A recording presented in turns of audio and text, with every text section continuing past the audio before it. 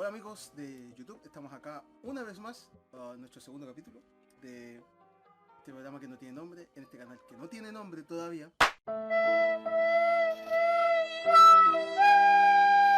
Pero que ya va a tener cuando se suba este video, cuando tú lo estés viendo, ya va a tener un nombre, así que tú vas a saber a qué nos estamos haciendo referencia.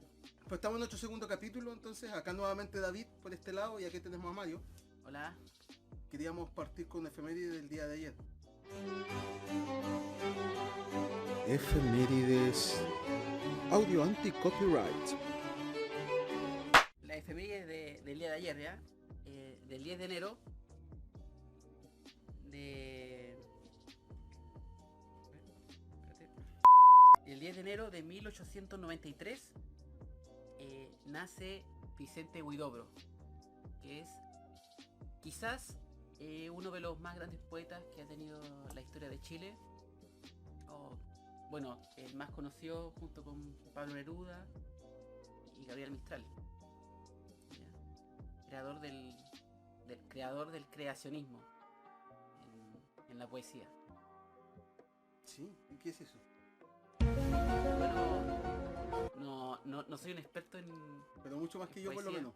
Pero el creacionismo es una corriente poética que creó él, Vicente Huidobro, que busca hacer poesía, por así decirlo, desde la nada, por así decirlo. No basándose en lo que conocemos como la realidad, sino que el poeta, por así decirlo, como él dijo, se convierta en una especie de Dios, y él así vaya formando una nueva realidad, que en la poesía que él denomina el creacionismo. Eso es lo que tengo entendido. Ya, perfecto, interesante. Y además creador de los premios Altazor. La verdad que no, en realidad los premios Altazor se llaman por Altazor, que creo que es uno de los poemas más famosos de Vicente Huidobro. Ahora, sí, yo creo una consulta, Mario. ¿Crees tú? Yo tengo una opinión, no sé si la compartes tú, que Vicente Huidobro quizás es uno de los poetas más incomprendidos de su época, o por lo menos de la época del Chile de 1900, de inicio del siglo XX. De hecho fue precandidato presidencial, hizo una postulación de candidato. ¿Así? No sabía. Sí, de hecho hizo un manifiesto. Pero fue testimonial entonces. Al parecer sí, pero hizo una presentación, perdón, o se presentó a candidato, no sé si testimonial o no, por ahí por 1920 y tantos, si no me equivoco. Es que a Huidobro se le... ¿Cómo decirlo? Se le tachó, ¿ya? Como de ser un antipatriota, porque fue una persona muy crítica de la situación de su época, principio del siglo XX, con respecto al país en general. Entonces, hay muchos escritos de él criticando a la sociedad, al gobierno de Chile, ¿ya? Y que por eso mismo se le... Y bueno, esto lo hacía generalmente desde fuera, desde París, en Francia, que fue el lugar en el que él más se desarrolló. Pero esto también hay que darle una vuelta, un giro, y decirte que quizás lo más patrióticos son justamente este tipo de personas, porque son los que critican en su propio país. Y en el caso de los poetas, esto yo creo que se ve más desarrollado, porque la poesía en general tiene una sensibilidad más profunda de la realidad del mundo en el que están. Entonces ahí pueden hacer también una crítica, ¿no? Una crítica mucho más profunda, más densa y más fuerte. Por ejemplo, y también yo veo esto, por ejemplo, en Nicanor Parra, que es un poeta que a mí más me gusta, y que es lo mismo también. El antipoeta. El antipoeta, que también usa esa poesía para también dar un mensaje crítico del país y bueno, de la realidad que él ve. Es cierto, interesante con respecto a eso. También una característica que tiene Huidobro, o más que Huidobro, sino que lo que representa Huidobro, que son estos intelectuales chilenos de principios del siglo XX, 1910, 15, 20, que aparecen con un discurso nacionalistas unos, menos nacionalistas otros, eh, a través de la poética, de la poesía, o a través de la prosa en otros casos, o a través de la ensayística, criticando a un Chile que se estaba acercando hacia el centenario y o que estaba en franca decadencia con todos los problemas sociales y políticos que estaba teniendo Chile al inicio del siglo XX. Y esto podría decirse de alguna manera que era una situación compleja donde ellos son representantes de la molestia, de la crítica, de la intelectualidad de la época con respecto a lo que es Huidobro. Entonces, en ese sentido, como poeta intelectual chileno, en un momento de crisis de la sociedad chilena, de lo que algunos historiadores han denominado como el modelo o el Estado liberal oligárquico, con características parlamentarias hasta 1925 en Chile, pero aún así un modelo con una contradicción política, social y económica, donde a lo mejor Vicente Huidobro o alguno de los otros intelectuales, o quizás ni siquiera un intelectual, sino que alguien de la sociedad chilena se pudo haber pintado la cara y pudo haber dicho: vivimos en una sociedad. Eso queríamos hablar con respecto a la... Espérate, que esta parte yo creo que la voy a tener que cortar. Como Coringa, el risas o el bromas, que es el primer tema que tenemos para tratar hoy día, que básicamente esta película que causó sensación, fue muy impactante para la opinión pública, la gente, el común. Para la sociedad. Exactamente. Vivimos en una sociedad que fue impactada con el mensaje de la sociedad que teníamos en Joker. Así que eso, no sé qué, si quieres partir tú, Mario, dando algunas ideas sobre la película de Joker. Claro, el Joker, ¿no? El Joker, el Guasón, el Risas, el Bromas. El Bromas. Coringa. De verdad, en Brasil le dicen Coringa. ¿En serio? Sí, creo que sí. Creo que le dicen Coringa. De hecho, el meme... ¿Y Coringa significa...? No sé qué significa. Si alguien sabe qué significa Coringa, ya sabe.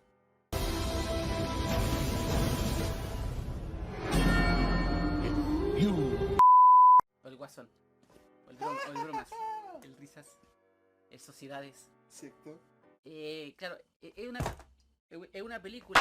Es una película que se estrenó en agosto, ¿no? Septiembre. Me pillaste, pero por ahí a mediados del año. Claro, creo que fue agosto, septiembre. ¿Ya? Y trata de lo que se conoce en el cómic como lo que es una historia de origen. ¿Ya? En este caso, pero en formato película, lo que busca es contar el origen no solo del Joker, sino que también de Batman. Es una película doble. Por más que se llame Joker y por más que el Joker aparezca el 90% de la película, es una película que tiene dos historias, que es la historia del origen del Joker y la historia del origen de Batman. Bueno, el Joker... ¿te gustó? Me gustó harto. Me gustó, pero es una película difícil de ver. Yo creo que hay dos tipos de personas aquí. Las personas que la ven y se sienten como... un poco como yo, como incómodas, como difícil, como... No es una película de superhéroes clásicas como, no sé, pues, los Avengers, por ejemplo. Es una película más centrada en el personaje y en los lados menos heroicos. Bueno, en este caso un villano, obviamente no es un héroe. Pero no lo es, buena pregunta, podemos después verlo. Algunos dirán, bueno, quizá un antihéroe, ¿no? Porque hizo una revolución. Bueno, ese es otro tema. Hay mucho paño que cortar con la película. Pero también una película como, por ejemplo, como Logan. No sé si han visto Logan. Más parecida a esa. O sea, una película que es de héroes, es de personajes ficticios, pero muy realista. Una carga muy realista donde prácticamente no hay superpoderes. O sea, es como una película de personas normales, pero que son anormales, y en un mundo normal. ¿Ya? Y bueno, el Joker, claro, yo fui de ese tipo de persona. No sé si tú quizás eres del otro tipo de personas que le gustó la película y se interesó más por la película mientras estaba sucediendo. Sí, de hecho me parece porque fuimos a verla con con un grupo de compañeros del trabajo. El objetivo principal era más bien leerla desde la perspectiva profesional. Era un ejercicio académico, por decirlo así, más que lúdico, entretenido. Y la verdad es que me retaron porque, por ejemplo, en la parte cuando él va a hacer alerta de spoiler, para que alguien que no la haya visto, por la parte donde él va a presentarse a hacer stand-up y se Oh, queda en blanco, esa escena es muy yo incómoda. estaba muerto de la risa, pero de verdad, ¿Cachai? Veía. con mucha risa. Sí. Mi compañera de trabajo me decía, oye, no te rías, es que de verdad es muy graciosa. Un 30% de mi risa era incómodo, porque también a mí me pasa eso, que me río cuando algo es incómodo, me da risa, cuando me da mucha vergüenza ajena, pero el 80% o el 70% restante da risa de que de verdad está como, ¿en serio en serio está pasando esto? Qué gracioso.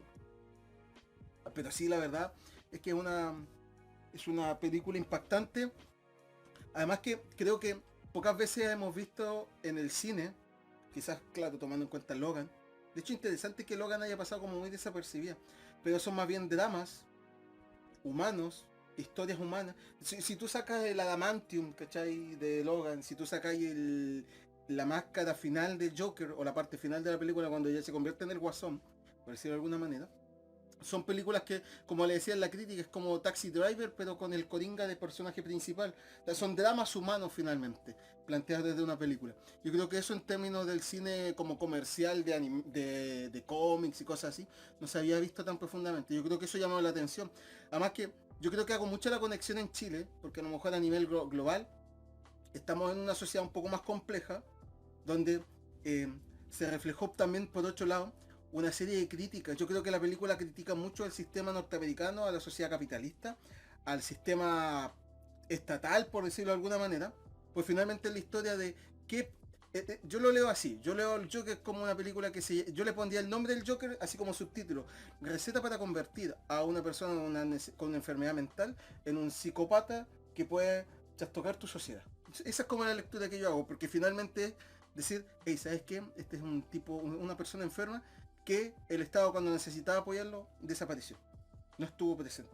Y finalmente entra en una vorágine donde finalmente el Guasón es un adorno al final. Pero es que estaba presente. Ese es el problema que se hace, ¿no? Porque, claro, el mensaje puede ser de que la sociedad, por así decirlo, abandona al Joker. ¿Ya? No le interesa. Bueno, Arthur Flex en realidad. Bueno, claro, Arthur Fleck, que el personaje, la persona. Pero resulta de que Arthur estaba dentro de todas sus limitaciones, estaba insertado entre la sociedad. Vivía en un lugar con su mamá, tenía un trabajo y iba a un programa de ayuda psicológica con un asistente social, un trabajador social, claro, social worker, creo que se decía ahí en... era una trabajadora social. Entonces era un hombre que trataba de vivir su vida de acuerdo a lo que la sociedad estableció como el sistema. El problema era que eso no daba los resultados que se supone, o quizás sí, porque yo creo, esto es lo que yo pienso, de que lo que se buscaba al principio, desde el punto de vista social, era que este personaje pudiera ser funcional. Es decir, que pudiera contribuir a la sociedad dentro de su vida, ¿no? Trabajando, pagando las cuentas, todas esas cosas. Pero que no se rehabilitara, por así decirlo. Que posiblemente no causara problemas. Y esto fue lo que se quebró. Porque después él se dio cuenta de que lo que tenía no le daba. Y quizá, porque yo, escuchando a una psicóloga, llegó a la conclusión también de que Arthur de todas formas iba a hacer algo radical con su vida, ¿ya? Independiente de lo que pasó en la película. Entonces probablemente el tipo o se hubiera matado o se hubiese matado a alguien, ¿cachai? Independiente de las situaciones de la película. Porque el tipo ya tenía una carga que estaba ya muy alta de tensión consigo mismo, que iba a canalizarlo de alguna forma violentamente. Ya, ok, sí, me parece... Ahora, ahí quizás la pregunta tiene que ver con, y vinculándolo con el cómics que da origen también, porque me salto al otro lado. el Joker o el Guasón como personaje de cómics es un personaje que tiene dos características. Primero, que tiene un futuro incierto, un origen incierto. En la película de Tim Burton, de Batman, las originales tratan de darle un origen. Jack is dead, my friend. You can call me Joker. And as you can see, I'm a lot happier. Y en el cómics tiene un origen también, cuando es un humorista, un comediante, que se mete a una empresa donde él trabajaba, y finalmente ahí se convierte en el Guasón. Y la premisa de ahí, por lo que yo recuerdo, lo que tengo entendido, es como que el mismo mal día que convirtió a Bruce Wayne en Batman, como antihéroe, pero héroe, ese mismo mal día convirtió a este otro tipo, que no recuerdo cuál es el nombre en el cómics, en el Joker. Pero finalmente es como las opciones que tomamos, pero finalmente también el contexto en el que nos desempeñamos nos lleva o nos impulsa a convertirnos o a convertirnos en algo. Entonces no es un malo como en la literatura, así como es la encarnación del mal, no es un Satanás, no es un personaje que esté encarnado, sino que más bien... No es Sauron. El hilo narrativo de la pregunta es, si aquí tenemos al Joker como mímesis o antítesis o némesis de Arthur Flex, si el Joker estaba metido en su personalidad, daba lo mismo lo que tú hicieras como sistema social, en algún momento esto iba a explotar. Pero también una pregunta más bien humana, y ahí quizás lo veo o lo afronto desde mi perspectiva profesional, tiene que ver con que eso puede determinarse como o caer en cierto determinismo cuando tú intervienes o trabajas con alguien. Por ejemplo, cuando tú dices, no sé, pues, por ejemplo, yo trabajo con población en educación. Decir, oye, no, este niño es un guasón en potencia, no es un discurso un poco muy... primero es determinista, y segundo que también de cierta manera como que bloquea la posibilidad, y ahí nos pasamos bebiendo a lo político, decir, puta, sabes que al final no hagamos nada porque da lo mismo lo que hiciéramos como sociedad, al final el final iba a ser el mismo. Es que vuelvo a lo que dije al principio, tomándolo como persona, no como Joker. Como persona, era una persona que tenía un nivel de estrés por sus problemas mentales muy alto, que se notaba al principio de la película, con toda la inserción social que tenía. No era una persona que vivía afuera, en un puente, ¿ya? Era una persona común, ¿ya? Pero que estaba viviendo a un nivel muy alto de tensión en su vida, y que eso iba a generarle una salida que iba a ser violenta. O sea, o el tipo se mataba, o mataba a la mamá, o iba a la calle a matar gente, o se mataba a él, ¿cachai? O sea, el tipo iba a algo así. ¿No? Y lo que pasó fue que el contexto le ayudó a canalizarlo de una manera que no se lo esperaba, ¿ya? Y por eso cuando el Joker surge, es un proceso de, por así decirlo, de transformación parcial, porque en parte sigue siendo Arthur y en parte sigue siendo Joker, ¿ya? Porque aún no está convencido de qué es lo que quiere hasta el final, cuando ya mata al presentador. Ahí como que ya termina el ciclo y dice, ya, esto es lo que yo quiero, esto es lo que yo soy. Y ahí y es una escena muy liberadora en ese sentido. Sí, yo estoy de acuerdo. Sí, mi concepto tiene que ver con que dentro de la narrativa interna de la película me parece muy bien hacer esa lectura. Pero yo creo que cuando la gente externaliza esa lectura, hace una lectura de la sociedad o de la realidad desde esa perspectiva, yo creo que también ahí hay un problema como de cierto determinismo, cierta peligrosidad, ¿cachai? De entender, no de entender que tenemos ciertos elementos negativos dentro de la sociedad, pero sí cuando tú cosificas o dices, o trabajas la intervención social o la intervención psicosocial con población que tienen enfermedades mentales potentes, porque finalmente lo que tenemos frente, más allá del desarrollo del guasón, es a un ser humano cualquiera, un Arthur Flex cualquiera, nosotros, que desarrollaría o que tiene un trastorno mental que necesita cierto apoyo. Sí, pero este apoyo, ¿en qué se traduce? Porque a ver, aquí hay como dos opciones, ¿no? Bueno, habrían tres. La primera es no hacer nada. Que la gente sea como sea y listo. Y listo. Que pase lo que tenga que pasar. La segunda es irnos como al sistema de... usando como la tesis de Foucault, con la historia de la cárcel. Bueno, aquí tenemos a los locos que están en la sociedad y son un elemento que perturba el funcionamiento. Entonces lo que tenemos que hacer es alejarlos, apartarlos, recluirlos. Y por eso los creamos en estos Los manicomios, todo eso. reformatorios, manicomios, cárceles. Que el punto de esos lugares no es convertirlos en personas De bien. de bien. No, es mantenerlos ahí y estudiarlos para poder corregir eso en el futuro. La tercera opción es no hacer eso y tratar de trabajar con ellos en el día a día, que es lo que más se hace ahora. Pero el problema es que trabajas con una realidad que no sé hasta qué punto puede cambiar. Sí, no, sí, sí, lo entiendo. Yo entiendo los desafíos de la intervención.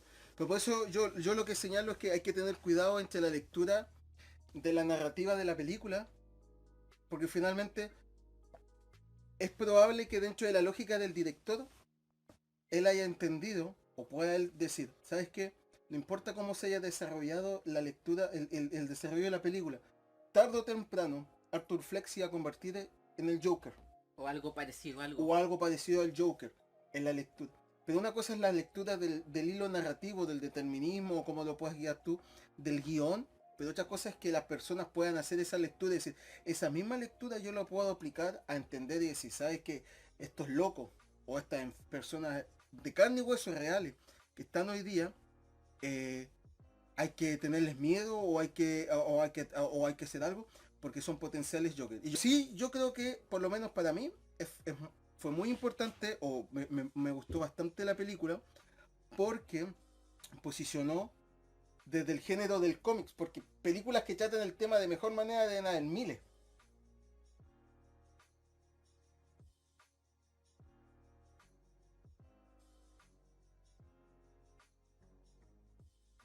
Pero que desde las películas masivas, para la gente que le gusta la explosión, la chaya, el cómic, el superhéroe y todas esas cuestiones, que pueda haber ido a tener la oportunidad de ver el drama humano, porque finalmente, más allá de todo es el drama de cómo un tipo no puede hacer mucho con su realidad y cómo el peso del abandono, de la falta de oportunidad puede generar finalmente dolor, tristeza a una persona. Y yo creo que eso es súper valioso como de drama humano de poderlo presentar. Ahora, yo creo que una pregunta, Mario. Dime, ¿Este es el Joker o no es el Joker? ¿en qué sentido? Arthur Fleck de la película Joker, ¿es el Joker? ¿O ¿Arthur Fleck? Arthur Fleck? O sea, al final lo que tenemos en la película, ¿es al Joker o más bien es desde las partes de las teorías que señalan de que finalmente pareciera ser que estamos frente a un pre-Joker o un sujeto enfermo que se creyó pensar el Joker? Tú decís, Metémonos en el argumento. aquí hay una teoría que dice que toda la película fue una alucinación de Arthur, ¿ya? Y que tendría un cierto sentido, ¿ya? Porque la escena final porque es muy raro que la película termine con... Bueno, ya al final ya lo vamos a decir nomás. Sí. Termine con el tipo en la calle, casi muerto, después de una revolución, y luego esté de la nada en ¿cómo era? Arkham, sí. Arkham, hablando con prácticamente la misma persona, pero distinta, o sea, como que habría una transposición ahí. Todo bien, y hablándole. Y muerto la risa. Y muestra la risa, como si no hubiese pasado nada. Y ella le pregunta, ¿cuál es el chiste? Como si no entendiera todo lo que pasó antes. Claro, yo no creo eso. Ya, el personaje que vimos al final es el Joker. Ya. Es el Joker, no es Arthur. Arthur murió, o Arthur se transformó. Sí, yo tengo dos teorías. O más bien suscribo a dos cosas. Mi nombre es Bobby Yo Jackson. o sea, me parece plausible y posible de que estemos frente a la historia de origen del Joker, que es la lógica. Te fijas, o sea, todo pasó, todo lo que vimos en la película sucedió, Excepto la mina.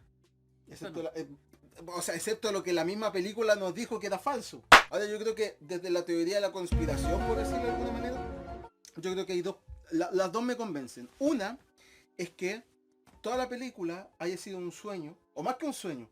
Una En el buena momento alucinación. tenemos a Arthur Flex, que al inicio de la película él dice que estuvo un tiempo en el manicomio, que lo soltaron. Él, si no mal recuerdo, y quizás si alguien ve este video nos puede comentar decir si es verdad o falso, pero recuerdo que él en algún momento le preguntan cómo estaba el manicomio, cómo había estado, creo que la primera entrevista que tiene con la psicóloga o la trabajadora social, y le explica de que él había estado internado un tiempo. De hecho tiene unos flashbacks, el principio de la película, donde él está golpeándose contra la pared de un manicomio.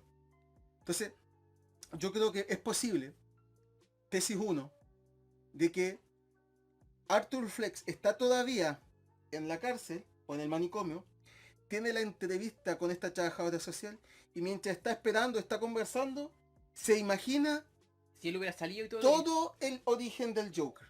Se imagina su propia historia y se construye un personaje y una historia y se empieza a matar de la risa. Y la única parte de realidad que tendríamos en la película es en esa parte donde él despierta, está fumando, muerto de la risa y le dice,